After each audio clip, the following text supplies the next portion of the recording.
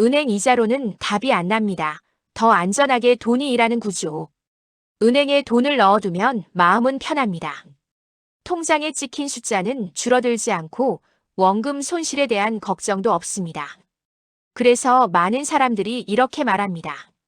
수익은 적어도 은행이 제일 안전하잖아요. 하지만 자산 전문가의 입장에서 보면 이 말은 절반만 맞습니다. 은행 예금은 원금 기준으로는 안전하지만 삶의 시간 기준으로는 결코 안전하지 않습니다. 물가는 오르고 세금은 빠지고 돈이 실제로 벌어다주는 가치는 매년 줄어듭니다. 겉보기엔 안전해 보이지만 조용히 자산의 체력을 깎아먹는 구조가 바로 은행 이자입니다. 은행 이자가 더 이상 답이 되지 않는 이유. 지금의 은행 이자를 냉정하게 계산해보면 현실이 보입니다. 연 34%의 이자를 받아도 세금과 물가를 빼고 나면 남는 것은 거의 없습니다. 이 구조에서 가장 큰 문제는 단 하나입니다. 돈이 아무 일도 하지 않는다는 점입니다. 예금 속도는 생산을 하지 않고 가치를 만들지 않으며 시간을 벌어주지도 않습니다. 그저 그 자리에 있는 것뿐입니다. 이 상태가 오래 지속될수록 사람은 열심히 일해도 자산은 제자리 걸음을 하게 됩니다. 위험한 투자가 아니라 일하는 자산이 필요하다. 많은 사람들이 은행 이자에 실망하면 곧바로 위험한 투자를 떠올립니다. 주식, 코인, 레버리지, 고위험 상품. 하지만 문제는 수익률이 아니라 구조입니다. 자산이 스스로 일한다는 것은 가격을 맞히는 게임을 한다는 뜻이 아닙니다. 흐름을 만들고 반복되는 수익을 설계한다는 의미입니다. 부자들은 한 번의 큰 수익보다 작지만 지속적인 현금 흐름을 더 중요하게 봅니다.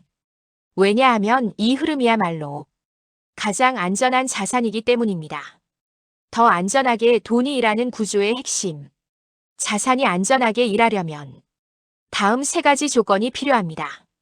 첫째, 예측 가능한 수익. 둘째, 손실 가능성이 제한된 구조. 셋째, 시간이 지날수록 안정되는 흐름.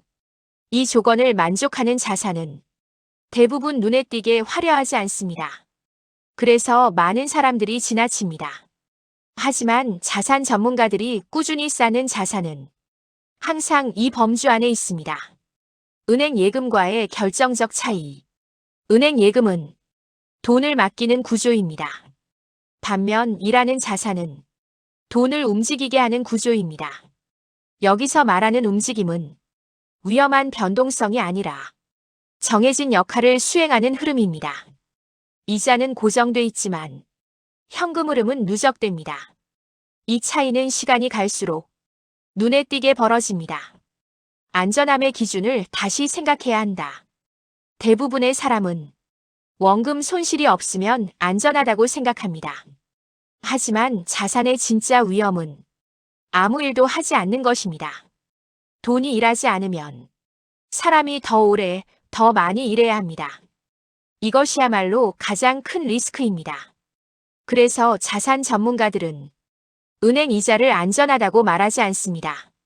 지나치게 소극적인 선택이라고 말할 뿐입니다.